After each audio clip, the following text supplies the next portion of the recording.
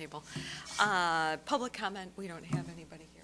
Public comment, I noticed the cards out there, so we can just get moving along. Dr. Hune is Professor of Engineering, I don't know if officially full Professor of Engineering at Calvin, and instrumental in the Calvin Energy Recovery Fund program. So he's here today to talk to us about that. I did do a little bit of research on ratemyprofessor.com just for a little background, as well as the website. He did get a 4.4 out of 5 rating.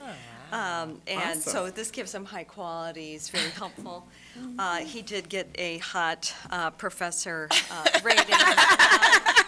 But his students know that he's carrying a great teacher. He's got engineering students. So That's great. This is why my emphasis is mechanical engineering. So please welcome. Oh, I forgot to say, he got his bachelor's degree from Calvin College and his master's and PhD from University of Illinois in mechanical engineering. Nice. So welcome. Thank you for coming. So young. Yes, please. Okay. All right, I have to ask you, what year did you graduate? I said you look so young. From where? Calvin. Calvin. 89. 89. And he graduated with his degree in 95. My husband graduated with an engineering degree from Calvin in 87. Oh, He's electrical, though. Yep. So they may have been there at the same time though. So, so, yes. how can I help? How can you help? We are in the process of, I don't know if you know about the U.S. Green Buildings Council, and we are in the process of applying for a fellow. And hopefully we'll hear more about that later today, to help GRPS become more sustainable, not only in energy use, but in education, families, teachers, students. And part of that can possibly be a green revolving fund or an energy recovery fund, which would benefit in many of those ways that I brought up. And David LeGrand had mentioned that you have been instrumental in your program at Calvin and have good data showing benefits, and benefits and bottom line also. So we asked you to share your information and how you guys went about developing this group, this committee, some of the nuts and bolts about it, so that we can dig deeper into how GRPS can do a similar project. Okay.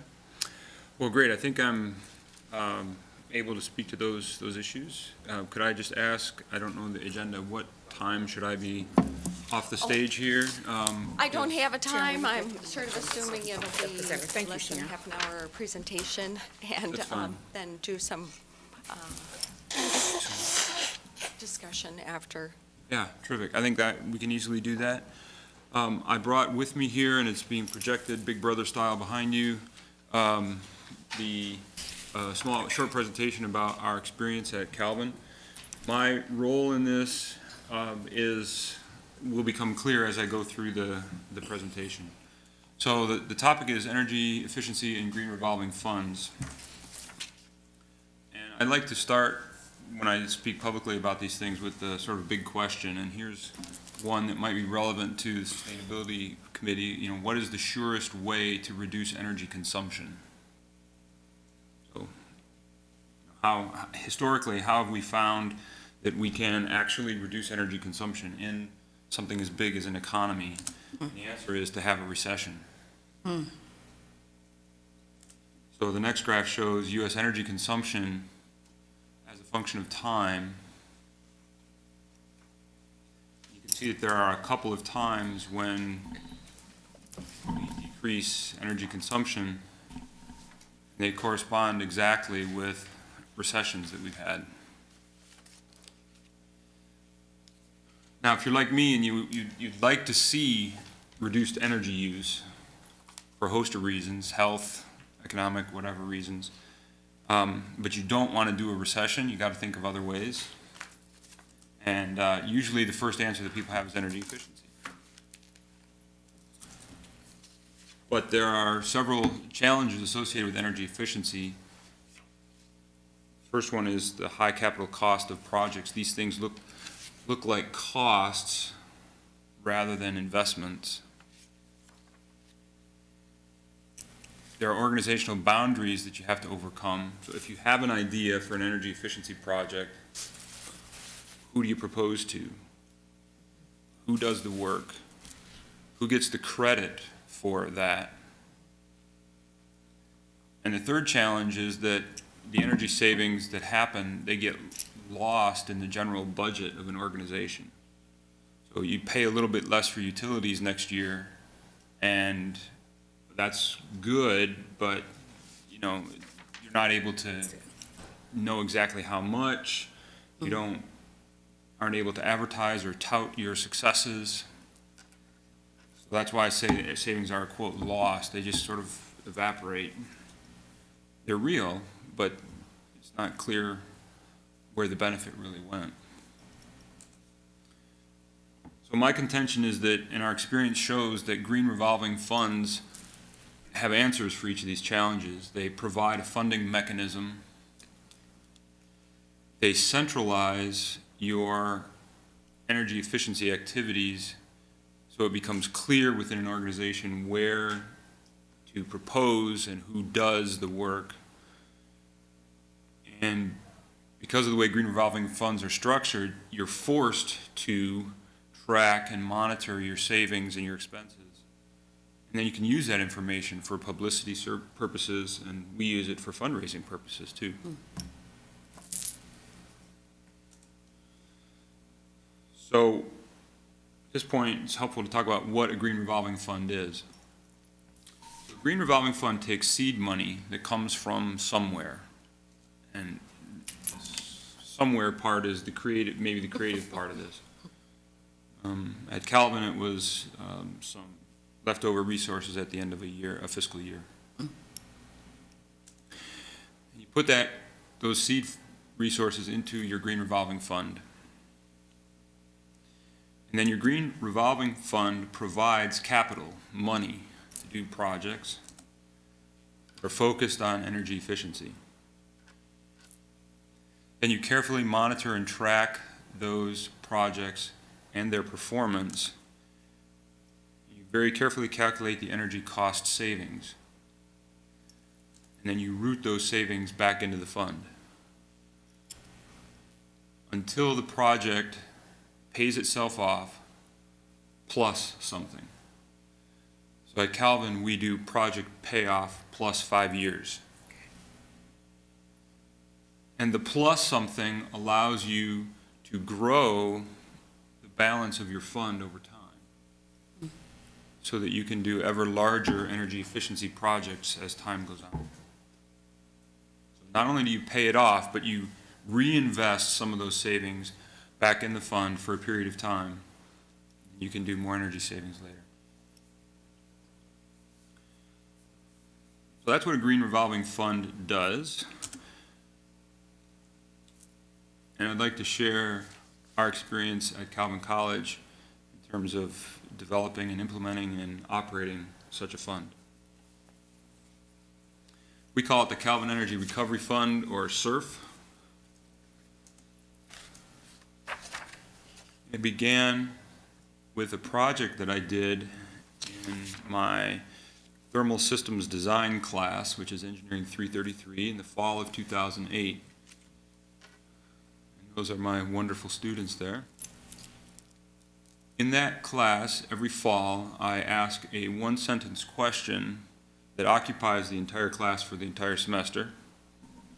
And this particular semester, I asked the question, what would it take to implement a green revolving fund at Calvin College? I like those kinds of questions because even if the answer is it wouldn't be feasible for us, the students can still answer the question, what would it take, and still declare victory at the end of the semester.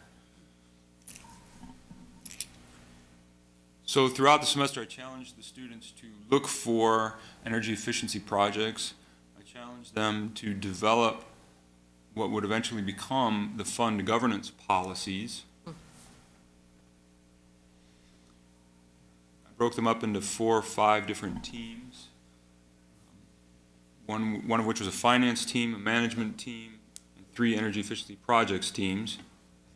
And they pooled their talents and intuition and knowledge. They projected the balance of such a fund out forward in time based on the energy efficiency projects that they investigated, they came up with. And their conclusion at the end of the semester is that such a thing would be feasible for our organization and that it would be worthwhile to pursue. And then I went away.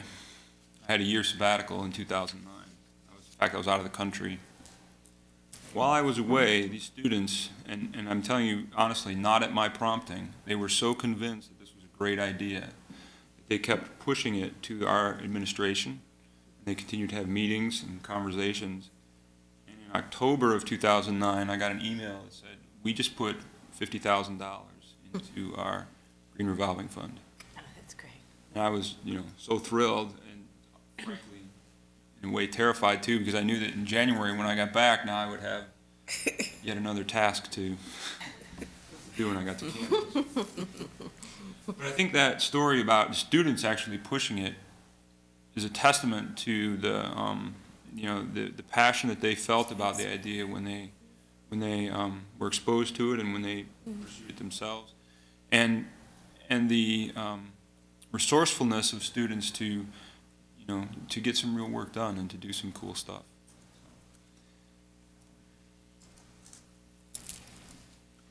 I'd like to show you what we call the life cycle of a CERF project, because this gets into the nuts and bolts of how these things work, and some of this was developed. In fact, this slide is a small modification from one that the students developed back in 2008. So we have, first step is some sort of project proposal where a proposer is involved, and it could be anybody, it could be any student at Calvin, anybody from the community.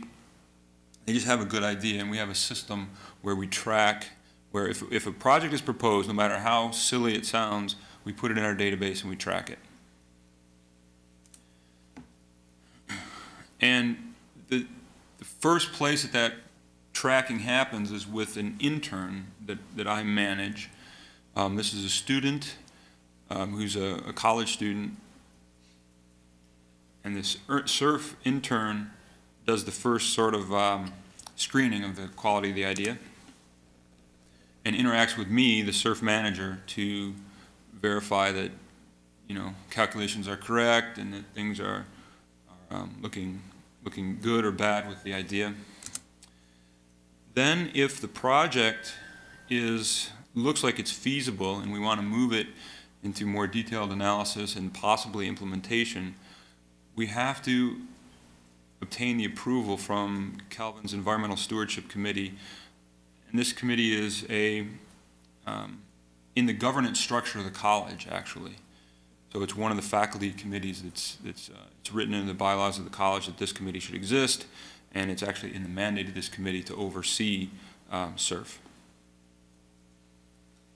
I'm kind of hoping you're thinking, well, at GRPS, how could, Right. which pieces of this could be there? That's right. And I'm thinking your grant for this, person to come in could be maybe a combination of the CERF manager and the CERF intern. Your sustainability committee could be this committee here. On our environmental stewardship committee, we have several faculty members, several members of the administration, including the vice president for finance, and we have a representative from physical plant. So the oversight committee has the money people and the doing people right there. So the phys plant people are right there as well. And that actually is key, because you have once a month you have the key decision makers in the same room, and you can quickly take action on a proposal if you need to. If a project is approved, then physical plant implements the project, sometimes via subcontractors. And then, while the project is what we call an active CERF project, the savings are routed to the fund. after payback plus our period of time, savings go into the Calvin budget, and Calvin gets the benefit of it. So that's our life cycle, all the way from proposal and somebody's, pardon me, idea, all the way to the college getting the benefit of those savings. Who tends to be the proposers in the community? Is it students? Is it faculty? Is it? I don't know the numbers, but it really is anybody and everybody. We make presentations about CERF to the Calvin community in dormitories, to the administration, public seminars. We make those presentations maybe 4 or 5 times a year. And we have a form that we've developed that says, if you have an idea, write it down. And as much information as you can give us, give it to us. And so if I had to guess, because we talk more to students than more mature adults, we probably have at least half of our suggestions coming from students.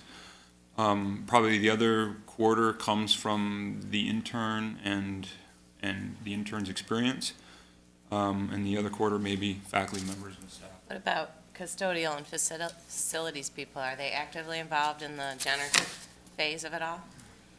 We have, in fact, had a couple of our project ideas have come from them, especially lighting projects, because the lighting guy is keen on this, and he's got a really good lay of the land as to where these things come from. Student projects tend to be, suggestions tend to be things like, let's lock the elevators so nobody can use the elevators. But when you actually do the calculations, we would save dollars a year doing that, and it's not worth it to anybody to do that. So, it's interesting how, the quality proposal varies where it comes from, but our point is that everybody who's a member of the Calvin community is welcome to submit a proposal. So, custodial staff, absolutely, they would be, especially at a place like GRPS where, the custodial people are the people on the ground in the buildings. Man, they're a great resource for you guys. And you should feel like, you should use that resource. Is there any acknowledgement at the end of the proposer? Or is that? We don't do anything formally or officially. However, for each project that we do, we attach a plaque on a wall somewhere. And so it's officially acknowledged that this is a CERF project. We don't necessarily put people's names on it, but we do send thank you notes and acknowledgement for every proposal that we receive gets an email and a thank you response. And if one gets implemented, then that communication, usually happens one more time. We say, hey, just want to let you know, we're following it up. We did the proposal, we did your project, and it's been implemented, et cetera. So really, people are more sending in proposals that, for example, the elevator piece, and then the intern is running the numbers to see if it's viable, versus people presenting a more fleshed out, I would have thought you would have said, okay, that person needs to go back and figure that out, what locking the elevator and not having it run, that energy cost, and, but no, somebody from your department or your engineering students end up doing a lot of the data. Right, and the reason for that is people, normal people, not crazy engineer types, really don't know how to run the numbers on kilowatt hours and kilowatts, I mean, that's actually one of the questions that I asked interns when I interview them. Tell me the difference between a kilowatt hour and a kilowatt. If they can't do that, well, they're probably not ready to be the intern, So, so it does take, frankly, a little bit of expertise. If you guys get the Green Building Council grant, you'd easily be able to hire somebody who could do those calculations in a heartbeat. I mean, they're not hard, you just need to know what you're doing. And so our idea is to gather as much possible input from the community and then have us do the filtering, because the community at large is great at spotting stuff, but they're probably not so great at being able to do the financial and energy calculations that are associated with those ideas. And, go ahead. Oh, two things. Do you put up old proposals, and then, because I think that's informative as well. Do you have a website with, the elevator proposal, why that didn't save money, or, that's good education, I think, too, and people could review and say, okay, I want to do this project, let me see if it's been floated previously, or, We don't do that, and I think the reason is that it's just a capacity issue. yeah. The intern only has so many hours in the day, and I think I've lost my, here, hey.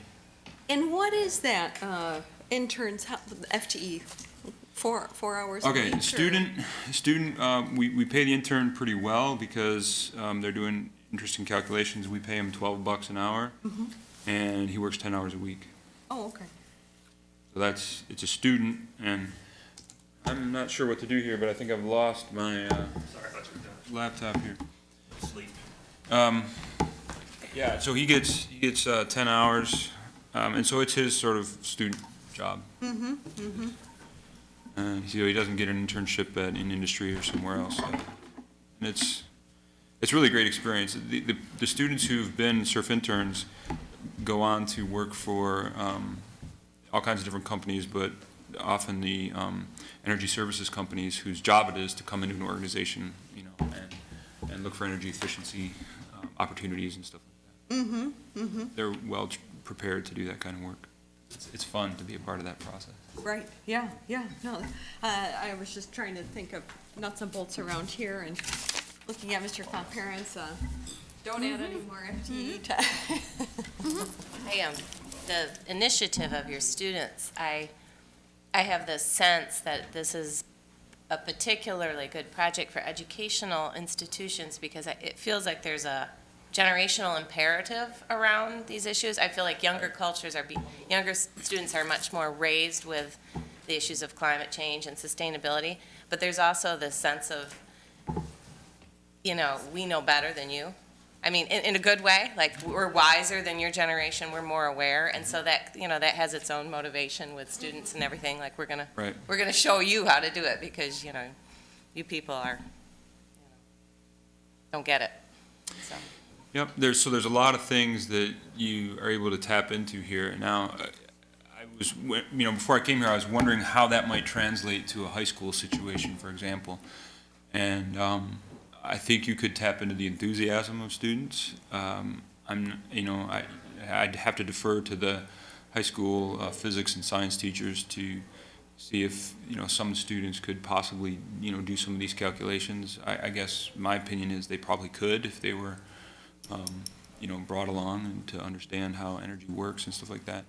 And it could be a really interesting opportunity or unit to have students do some of these kinds of calculations. And I could imagine an assignment where you say, okay, come up with 2 energy efficiency ideas, and then, in groups of 3 or 4 or whatever, then the students work together to try to run some calculations. And then, okay, your next assignment is to bring in your electricity bill from, home or your apartment or whatever, if you have such a thing, and okay, well, how much do you pay? And that's how many, 10 cents a kilowatt hour. Okay, well, if you did that, then, if you save this much, then how much money would you save? So you could do those calculations. That'd be some probably work on the part of the science teachers, but maybe exciting work, maybe interesting work for them, depending on how keen they were to try to get into some of this. All right, any other questions on this one, or can I move on to the next slide? No, any more questions? Go right ahead, please. To date, at Calvin, we've implemented 5 projects. This is from around maybe early 2010 when we did our first one till today. First one was we received a grant actually from consumers to purchase software to shut down our computers in our laboratories when they aren't being used. We've done 3 lighting retrofit projects in 3 different buildings or regions of buildings in our facility. And the most recent one implemented this past summer is low-flow shower heads in the dormitories. That one's actually very fascinating. I was initially assuming that this would not be a win for our campus, and my intern just kept pushing, and said, okay, Ryan, go ahead, whatever. do some calculations. And he correctly identified that you can save money by purchasing less water. You save money by heating less water. And you save money by having less sewer costs. And in fact, the sewer costs were more of a savings than the water savings. I was, really surprised. So it's always great to actually run the numbers on these.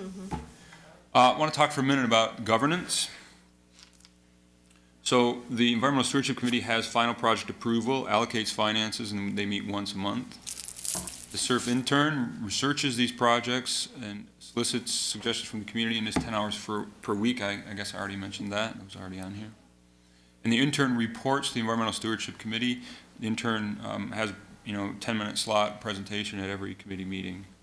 It's a good opportunity for that person to develop presentation skills, and I work with my current intern, Lucas, to hone the presentation and make sure it's good and all that stuff. It's a really good experience. I manage the CERF intern as the manager. I wrote down here 1 hour per week. That's probably an underestimate. I probably spend 2, maybe sometimes 3 hours a week working on that, but it's not a huge tax on my time.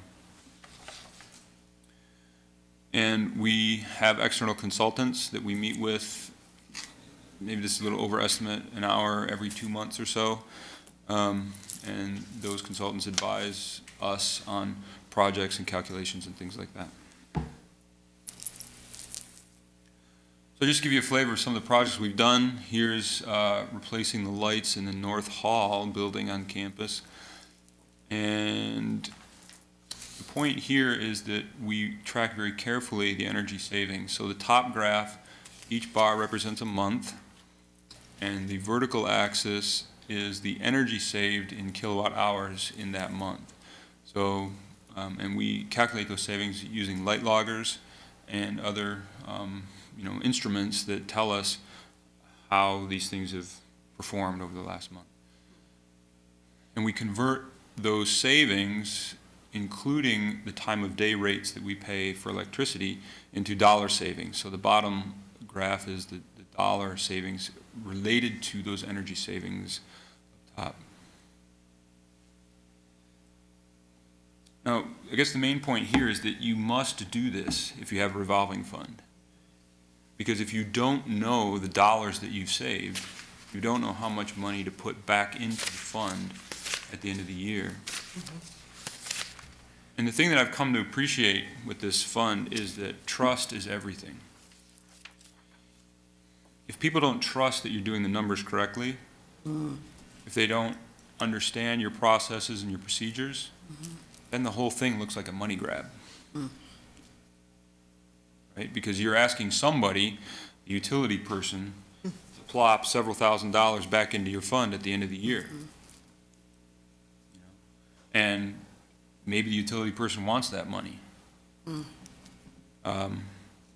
Hopefully the utility person's on board and they say, I'd rather spend that money here internally than send it to consumers, so I'm happy to write this check every year, but still it's going to be a little painful every year or every month to write that check to send money to CERF. Like I say, the reality is that money would have gone to consumers otherwise, but, so you have to have good policies, procedures, good checking in place so that people trust these numbers. And if they don't, the whole thing kind of falls apart. And that's part of your project. During the final proposal, you have the way to meter it and accurately follow what you've got going. Yep. So the project proposal that's made to the Environmental Stewardship Committee, that proposal is, what are we going to buy, where are we going to install it, and how are we going to monitor it, and when do we expect it's going to pay off. And the monitoring plan is part of the project, just like everything else is, and the Environmental Stewardship Committee could nix a project because they don't like the monitoring plan. And that's where the rubber meets the road, and where we have the biggest challenge from an engineering point of view of actually putting these things together is that monitoring plan. So we replaced 800 lamps in the North Hall with high efficiency T8s instead of T12s. Okay, that was our North Hall project. If we would have purchased 800 light loggers, for every one of those. Our savings would have just been out the window. So we had to develop a sampling plan. And we take the loggers that we bought and we rotate them through different offices and different classrooms throughout the year, ones that we and the Environmental Stewardship Committee agreed were representative of the energy use in the building. We rotate them and then we extrapolate from those ones to the rest of the North Hall. And so, and if the Environmental Stewardship Committee would have looked at that plan and said, you know, no, I'm sorry, that's not sufficient, we don't like that, you need more samples, or you need to measure every single one, then we would have had to go back to the drawing board and re-propose the project in a different way. So who then manages that work, you know, moving those around and? The intern does the legwork to move it around, does legwork to once a month go grab the sensors, plug them into the computer, do the calculations, all that stuff, that's the intern's job. Kim? Do you set up a monitoring program or plan before you do the change to establish a true baseline? And my other question would be, after it's being implemented, how do you manage when the baseline changes? What I think in our instance is, we make a change in a gym, and then all of a sudden, the hours of operation of that gym double because of some outside user, so the savings is minimized or goes away. Okay. So that's two questions. Sure. The first one is yes, we if a project is coming up, in order to predict how much savings we're going to have, we need to know the usage now. And so we'll usually purchase the monitoring equipment that we expect to be using after implementation. We purchase that up front and we install it right away. So we get a baseline. And that baseline can be for usually a couple of months we start to monitor. And that's, I would surely love to have a full year of data because, you know, with educational calendars, there's, you know, different use patterns in the summer versus, and vacation times versus the other times of the year when classes are in session. But we've developed some pretty good understanding of how those go, the ratios from on and off school times, so we can use those for projections forward now too. So number one, yes, we absolutely start monitoring ahead of time. Number two, question was, what if the baseline changes? For lamp replacement, for lighting, we have the most experience with that so far.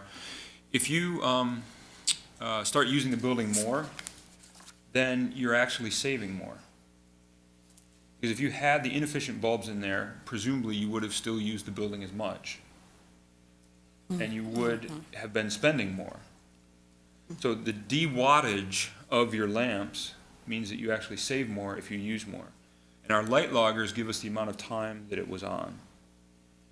And so that's where we get our usage, our time usage. And then what we do is we say, well, if the old bulbs would have been in there, we know how long it ran, then we know how much savings we have now. We have the new bulbs in there. You modify your baseload cost to what your actual consumption, what actual hours would have been. No, it actually goes like this. For every month, let's say you use lights for 10 hours in a month. And, you know, if those lights are drawing 100 watts, then for 10 hours, that gives you a certain cost. If now you know that you switched from 100 watts to 25 watts, that just changes your consumption. And as long as you know that it was 10 hours, you can directly calculate how much savings you have. The only thing that doesn't account for is if you have a tendency, a behavioral tendency to leave the lights on more because you now know they're not costing you as much. It's called the rebound effect. That's what I do. Yeah, if you put in CFLs in your home That's right. and No, like you leave the room and you're like, Lighter in the house. I'm going to come back in 5 minutes and then you're gone an hour, but previously you would have turned them off. That's called the rebound effect, and it's hard to quantify that. But the way we get around that is we usually install occupancy sensors at the same time that we install the new lamps. So we actually see our on times decrease. At the same time, we're reducing the consumption rate of electricity when the bulbs are on. So that's the experience that we've had so far. Okay, does that answer your questions before? Yeah, I understand exactly what you do, and I think that's probably the only way to do it. The hard part is when you're transferring those savings dollars at the end, you're calculating an increase because of an increased consumption that maybe wasn't there to begin or wasn't in your budget. You're transferring money from this account to this account as a savings. It's somewhat theoretical because the baseline varies. The use varies. The use may not have come. It's just, in my mind, it's a bookkeeping thing.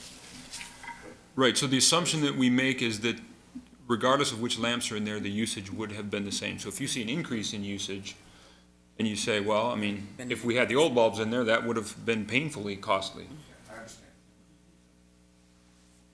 And I think the other issue would be if we were having somebody, an outside user, and they're renting the space, we're Then we would actually say. gaining, benefiting better because now of our new rental agreements we're having with people. So it's more of a win, ultimately. Okay, I think I'm running close to the end of my time, so I will go quickly through the next couple. Yeah, and feel free to take a little more time, too. All right, well, I'm good I just until didn't wanna- 10:30 if, Oh, okay. but I really want to stay here that long. Yeah, no. But okay, please just give me the high sign. You got to be out of here in 2 minutes, and then I'm Speedy Gonzalez. All right, so this is a graph that we call our project progress tracker. And on it, you'll see the vertical axis is thousands of dollars and the horizontal axis is time. And we represent each project on here as a line. What I love about this graph is you can see so much about every project in the same one sheet of paper. So the beginning of each line is the start date. The end of each solid line is the savings to date. The dashed lines are our projected savings over time. And the end of the dashed line is the sort of, we're done with the project 5 years past payoff line. When you cross the zero axis, that's your project payoff date, which we mark with triangles. So you can see quite a bit on one graph. And so just for example, our computer shutdown project, we got a grant to implement this, so it didn't cost us anything at the outset. So we start at the zero line, and it's just pure gravy from there. You can see that right in this graph. Science building bathroom light project, the red one there, you can see that it didn't cost us very much at the beginning. It has kind of a slow payoff rate because the slope is pretty slow, but we paid off in a couple of years. We're almost there. In January, we expect to have that thing paid off, and we're going to go for 5 years after that. The meter center lighting project we were all excited about, but boy, we actually get the data, start collecting the data, and if I had to do it again, I wouldn't have done it. Right? The slope is so slow on that one.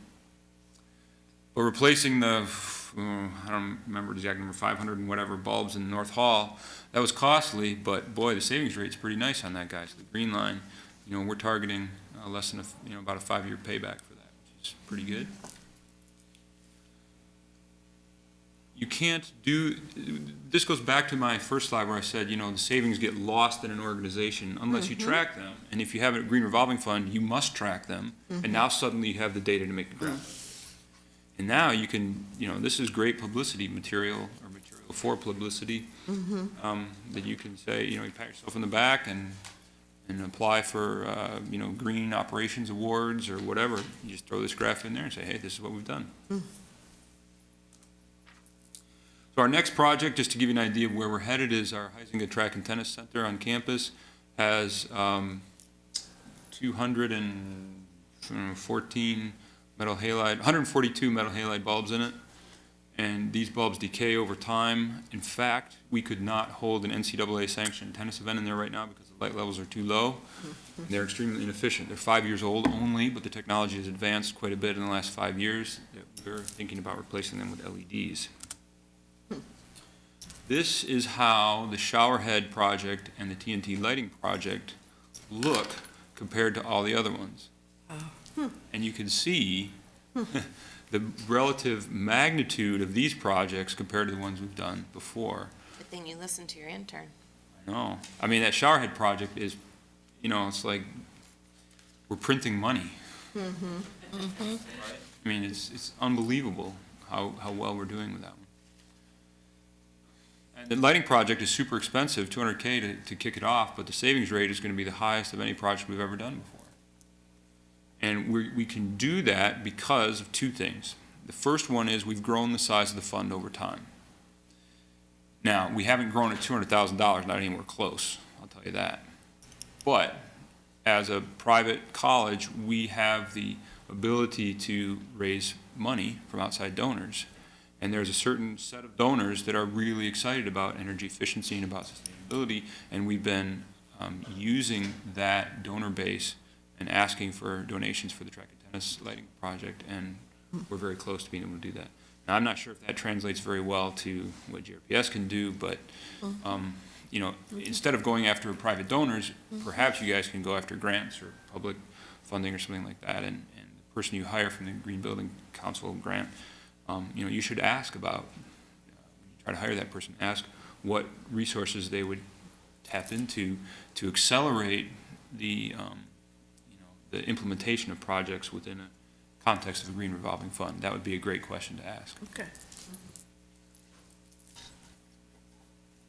So probably for like 5 more minutes, and we're slated to get out of this room, and I don't know if anyone's in here at 9:15, so Okay, just to let you know. that's absolutely fine. I think we're almost at the end anyway.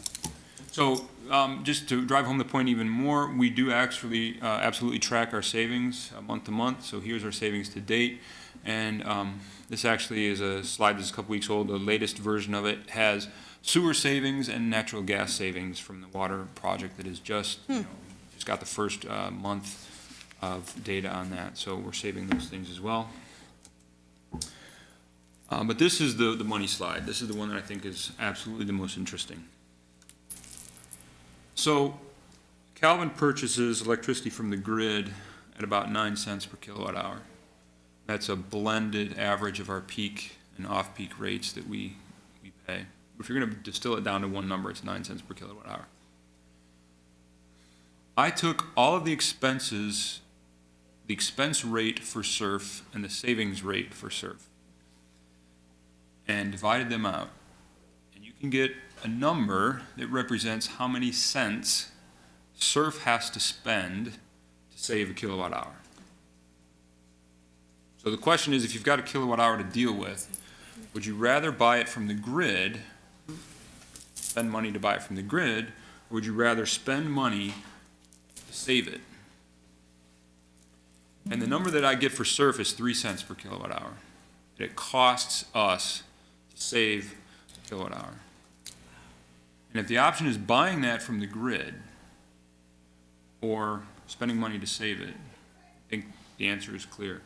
So when people say, you know, energy efficiency is the first and least costly way to become sustainable, you know, this is data that we have that supports that contention. Now, this is absolutely specific to our situation. I have actually pretty high-quality person, the intern, who's a junior or senior in college, who can do all these calculations, and I'm paying him $12 an hour. It's not a professional person doing this. But my suspicion, my hunch, and from everybody that I've talked to in the energy services industry, is that an organization like GRPS, if you would hire a person, they would be able to pay themselves off at least, and more probably, after a year or two of work. That's the usual line of thinking in the energy services company space. The other caveat to this is that these are savings that you get over the life of the project. And you've got to remember that when you do one of these projects, it looks like a cost. If you do it within the context of a green revolving fund, it makes it a whole lot easier to stomach that cost. Because you say, well, we've put the money there for this purpose, so of course we're going to spend it on energy efficiency. But if you try to draw that money out of the general budget, there's a $200,000 lighting project, you know, who's going to want to do that? So CERF is in one sense, or a Green Revolving Fund is in one sense, an accounting mechanism that you use to give yourself the permission to do what you want to do anyway. Understand that? I get that. How did you come up with a 5-year, that's the 5-year for all projects? 5-year for all projects, our idea was that projects that pay back in more than 5 years probably are not of interest to us. So we were going to shoot for projects that had payback with less than 5 years anyway. And a project, anything that lasts more than 10 years is probably beyond the realistic scope of how long something would, you know, be warranted or last or whatever. So we thought, okay, let's do the project and then reap those savings for another 5 years, and then the college can get the rest of it. Just, it's kind of like double what we thought would be the normal, you know, payback time. And so each project will essentially double its savings in the fund, was the original thought. And you could pick anything. You could pick 50%, right? Yeah. You know, in which case you might say 2.5 years, or you don't have to tie it to time, you can tie it to percentage of original savings. So you could say 50%, you know, payback plus 50%. And So when you're vetting these, if it's close to 5 years where you hit that triangle, it's probably, you're not gonna put back into the fund. no, the policy is that you keep a project in CERF 5 years after it's hits for the payback triangle. plus 5 years. Got it, So got we're it. always getting some Right. additional resources from the fund. But that's something that's, you know, negotiable and decidable by any organization that implements such a thing. I have a question. You said that you guys started with like $50,000 for a system the size of Grand Rapids, and we have 50 buildings. $50,000 is not very much. And so what would you think for a system this size and with 4,000 employees? It's just such a large system, but we really want to get started. How many buildings do you say you have? 50, Ken? About 50. Yeah, we have about 25 or 30 buildings. And we have around 400,000 employees, 1,200 employees. So, you know, I mean, whatever you can afford, I think, is a good number, but yeah, 50K doesn't sound like much. But if you don't have to pay salaries out of that, you know, maybe it goes a lot longer, especially if you have a 1-year grant or something like that. Okay. So, you know, I don't know, 100K, That's what I'm just- $250,000. I was thinking a couple 100,000, but I didn't know. Just pull that number out the skies. You know, this person that you bring in will be appreciative of any resources that you have. But if you set up the Green Revolving Fund structure prior to that person coming, and you sort of have in the back of your mind that you want to do that, then the person that comes in knows that they're operating within that structure. They know that they have to do this reporting. And in a way, CERF keeps everybody, quote, honest. You know, you're not going to do a project that doesn't have good payoff because it's going to look awful on that project tracker graph. You know, you won't do it. And it's a great way to publicize and make clear what your intentions are. You know, you can draw proposed projects on there just like the actual projects. And so I if it were me, I would highly recommend that you set up the structure, or at least make it clear that you want the new person to, you know, to develop or fit into an existing structure that you've already got there of a fund that's like this. And then I have one other question, and I'm going to put you on the spot on this one. No, go ahead. Would you ever be interested in some of your students taking on something in Grand Rapids as a project, as part of your course? Yeah, absolutely. Each year, I do a project with that Engineering 333 class, and it's something that I usually develop in the summer before, develop the idea, and that is usually around sustainability and energy efficiency. Some are in that range. This year, the project is what would it take for Calvin to operate a biofuel vehicle on our campus. And next year, I'm thinking, I talked to a guy from MDOT, I'm thinking about asking the question, what would it take for MDOT for us to put solar panels on publicly MDOT land. That they would lease at zero or no cost. You know, how can we do something like that? That's awesome. It'd be really fascinating. But if that falls through, and I'm not even committed to it yet, or whatever, I'd, you know, definitely consider a Grand Rapids Public. Thank you. Thank you. Okay, the last thing I have here is just a few important notes that student involvement was throughout there, throughout the whole development process. We're fully embedded in our governance structure, and I think that's a really important thing for any recovery fund or revolving fund. We do careful tracking for metrics, energy, and carbon dioxide. And we implemented all of this in a ground-up, bottom-up, groundswell kind of thing without any sort of official sustainability coordinator on our campus. We just did it because it makes sense.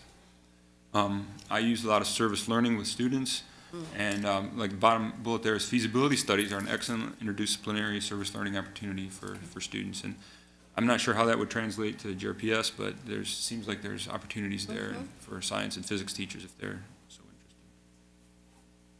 Yeah. Great. This is Looks awesome. like sort of common core kind of projects. Did you guys have to rewrite or add to part of the governance, the faculty, to add in CERF? Because that obviously wasn't in the language prior, but was it much of a tweak? Right, there's a mechanism at Calvin for committees to suggest updates to their mandates. And so we went through that process. So you'll notice that we got our 50K in 2009, and our first project wasn't until, 2010. That period of time, almost a year, was spent haggling out the details of what the governance would be, frankly. And, it's a college, so we deliberate, we think, and we talk, and we think we're doing something when we're thinking and talking. Spoken like an engineering professor. Yeah, right. I mean, I get stuff done. Those of us that teach English think that's worthwhile. So it took us a while to get that all right, and Right. for the changes to go up and back down the food chain and so forth. But yes, we absolutely wrote that right in there, and now it's part of the way the college operates. That's great. One more quick thing, it's really key to get members of your physical plant and janitorial staff involved here. And the experience at Calvin was that the phys plant guys were initially, I would say, skeptical of this. But it didn't take very long for them to realize that this was essentially free money to them. They could do stuff that they've always wanted to do. Have two sitting here, that's right. Okay, well, that's where the questions are coming from. That's At least the right. experience on our campus was that they were like, oh, all right, I get this now. And that check that they write at the end of the year, they really, I was talking to Jack Phillips, our mechanical guy, 2 days ago, and he said, I know I gotta write that check at the end of the year, but I'd rather write it to Calvin than That's to right. the consumers. And, it's great. I'm really happy that they're on board, so. Great, I think this has been very helpful. great. Thank you so much for coming. Yeah, I really appreciate the opportunity, and I'm thrilled that there's interest here. And as you move forward, if there's other things that I can do to help, or you have questions about it, I'll be happy to assist. Thank you. I would just like to add that I really appreciate that, Calvin, you guys took your time to do it right. I think that's really important.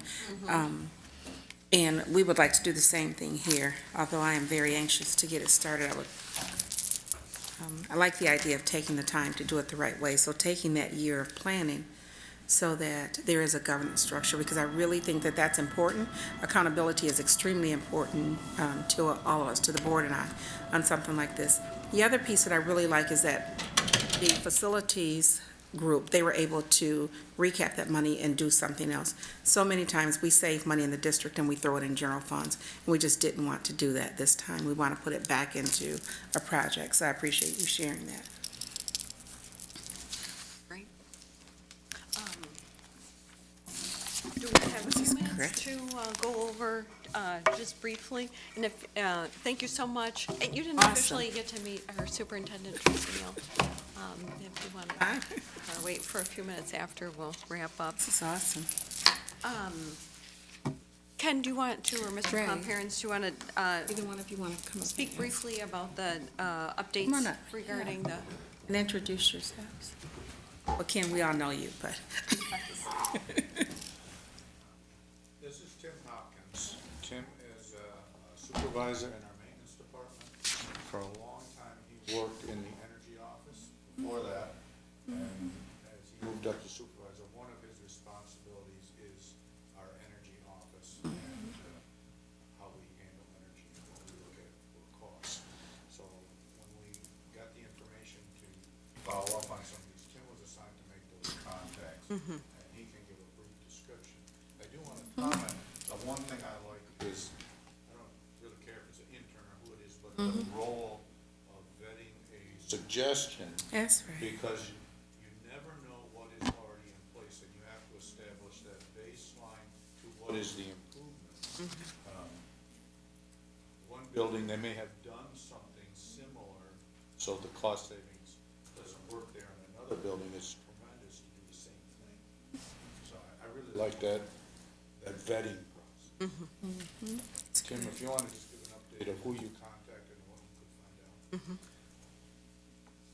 We've dealt with, our consumers rep is Todd Duncan, and I've had a conversation with him here not too long ago. Part of my instructions or information that I was asked was, is there anything that consumers can offer us in regards to a funding resource? It kind of sounds like, from what I'm hearing, is that you already have some kind of an idea on how to start a seed plan. In talking with Todd Duncan, outside of the rebate program that they offered, similar to DTE, they don't have anything in place that would initialize that. They have the rebate program, and they can assist in installation of projects, but that's at a cost to us. So from what I understand, there's nothing on either consumers or DTE side that would resource that would allow us to proceed with projects at no cost to us. I guess that was one piece that I was kind of asked to look at. And I guess the question is then, in terms of all that we're doing with the warm, safe, and dry dollars, where we're looking at getting any rebates from consumer, DTE, in regard to all the construction, all the things that we have been doing, and is that been approached or considered throughout this warm, safe, and dry? Yes, it has. implementation? I mean, certain projects apply, certain do not. I think in the Blandford construction, I think there was like a $20,000 rebate from that project. Some boiler projects that we have done recently, we've gotten $12,000 for one, $26,000 rather out to Lincoln when we did a boiler project out there. Every year we do, it's mandatory that we do boiler tuning, and every other year you can submit that to DTE for rebate. So we try to implement as many of those as we can, and so we try to get between $6,000 and $7,000 a year, or for what we do, we can turn in about $6,000 to $7,000 a year in rebates. And what that does is basically, whether we do it in-house or we have a contract to do some of those, it's basically free. So we do the work and we get the refund back, and our time or the contractor's time is washed. So we perform the work that need to be happen, and it doesn't cost anything to us. And we were able to get, I mean, we do have the data points that we got the money back and rebates happen. Okay. And we've also done various lighting projects. We talk about the conversion of T12 to T8. Our district is probably 92% complete in that conversion. There's a few buildings that haven't been completed for various reasons in the past. So we do still have some T8s in the buildings, and that is obviously a rebatable project. So, Just that one, there were certain things that we had to replace lighting fixtures anyway. So it was just making the process to do the upgrades at the same time. So our costs essentially were nil, and yet we got the rebates on top of that. I did also talk with Franklin Energy. Franklin Energy and Kema are the two, kind of the same company, but they're the contracted companies from DTE and consumers that handle the rebates programs. I contacted them and kind of got the same story with them as well, that obviously they don't have any funding source anyways, but they just reassured that there was no other funding source available for like a seed plant. They just offer the rebates. Right, and I think that, was not the goal was to find seed money, but necessarily Renee Hessling, our local rep from U.S. Green Buildings Council, had brought up that there were rebates and people had been looking to work with us. And I believe the other contact was a Tim through consumers. But I'll double check the. No, right, yeah, so I'll double check it later. No, that's good, it's good to hear. And then Superintendent had talked about in your report that we are partnering with Rebuild Michigan, or what's happening? With, we had our initial meeting with, it's West Michigan, John, what is the name of the water group that we're working with? Oh, WEMIAC. Yeah, we had our initial meeting, and so we're looking at bringing that in for our younger children. The cost is $6,000 for this year. And our science curriculum supervisors are part of that team as well. And so just really starting that whole process around teaching and learning, but starting with the younger kids, adding in field trips and things like that, so we can start early. David LeGrand and Ryan Hubbard are on the board of WEME. Really? Yeah. Small town. Small town. But we really wanted to create a process so that it isn't just certain schools, but we really want to do this across the district. And so we're looking at which schools that should be a part of it so that they can start, instead of, we normally do 3 or 4 of the same schools, and we just don't want to do that. We want to create opportunities for all children. Yeah, no, that's definitely great. I think that becomes a problem in terms of trying to figure out which program to do, people sending in projects, and then who's going to, and then other times it's going to be more, we're relying on facilities to identify it and sort of do energy analysis prior to using warm, safe, and dry funds or something of that But nature. that's where that, taking the time to really understand what we're doing and what the process should be, right? So you don't want to, you want to tell people how to enter the system with, whether it's an idea or whatever that is. And so we really need to take the time to, it's really the first, the graph that was shown. How do you enter the system? Which is really important. And I think that's going to take time to put the process in place. Did you have anything else to add? This is great. regarding these, Good. We are looking at, I don't know how, in my terms, we buy energy in bulk.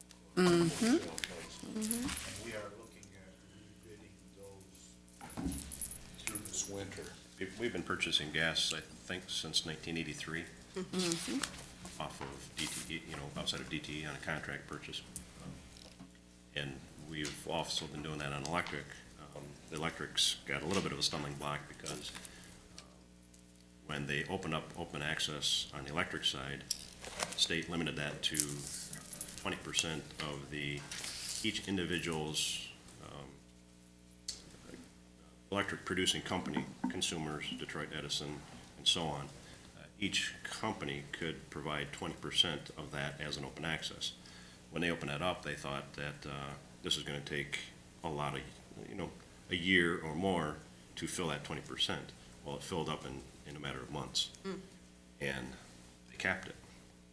So until the state opens up that percentage to a higher, or other companies drop out, other businesses have dropped out, so the 20% becomes, if the amount that's being offered on open access is less than the 20%, then other places like us can add another building to that. But until that happens, we can't, or they raise the limit. So we have 13 buildings on open access for electric. We have, I think, 17, if I'm not mistaken, on the list to be added if they ever open it up. And that's a statewide problem. So that too could be part of our legislative platform, to ask for that to be an increase, because it reflects a cost savings for us. There really could be more pressure applied to the state level, try to open that up. And I think there has been on a limited scale. There's been talk about it, but it just hasn't happened. Definitely something that we can advocate for, though. And rebidding that is a little complex, to make sure we do it properly. It can vary widely, there's a lot of different vendors out there. We want to make sure we get the best product for us. So we're at the point of looking for a consultant to come and help us put the bid package together. That's all we need. We know what we want. We want to make sure we weigh it and advertise it properly, so that we get our best options. Great. Good. Anything else? Well, I think we can add that That's to great. our legislative platform. Thank you. Good job. Thank you, guys. And I'm assuming Mr. Helmholtz going to do the update on the grant? That's correct, yes.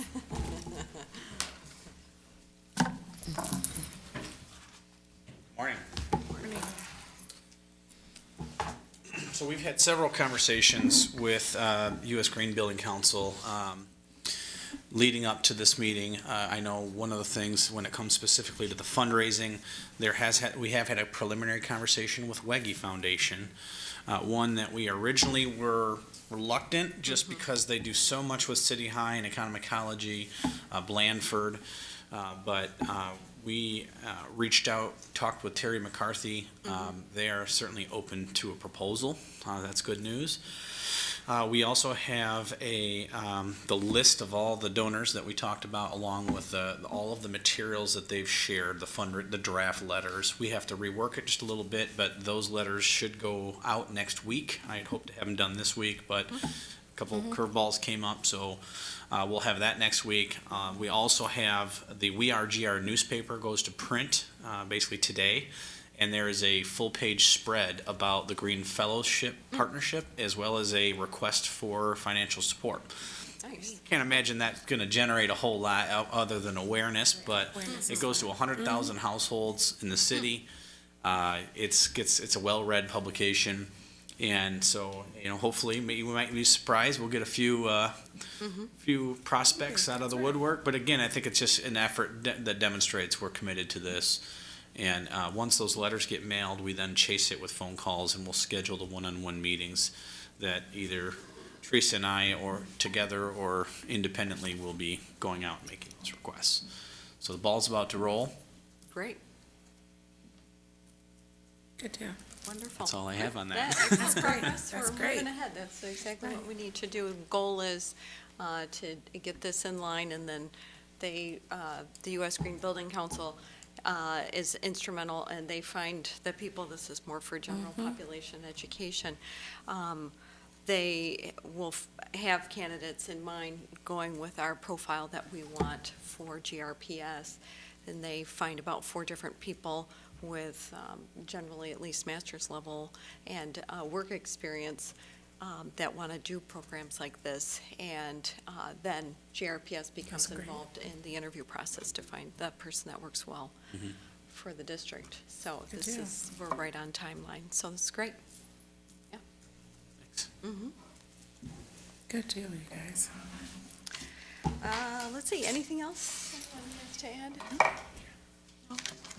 Good. Well, thanks for everyone for coming. Thank you, Dr. Hune, for coming and this great presentation and allowing yourself to get hooked in for more projects. We'll give you a call. We're meeting in Julie.